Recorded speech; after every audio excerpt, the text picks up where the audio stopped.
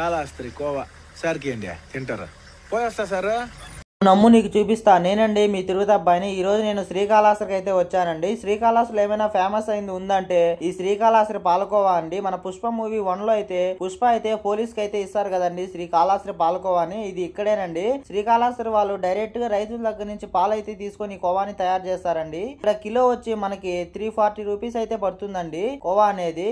నేనైతే half kilo అయితే 170 rupees అయితే నాకు ఈ హాఫ్ కిలో కోవా అన్నది పడ్డది. ఒకసారి ఈ పాలకోవా అనేది ఎలా ఉన్నదో టేస్ట్ చేసి అయితే చూసేద్దామండి. యాక్చువల్ గా ఈ పాలకోవాని ఐస్ క్రీమ్ లో అయితే కలుపుకొని ఇక్కడైతే తింటారండి. చాలా అంటే చాలా బాగుంటుంది. నేనైతే హాఫ్ కేజీ పార్సల్ అయితే తెచ్చుకున్నానండి. చుట్టూ ఉంటే చాలా అంటే చాలా బాగుందండి ఈ పాలకోవా అనేది. మీరు ఒకసారి చూడండి.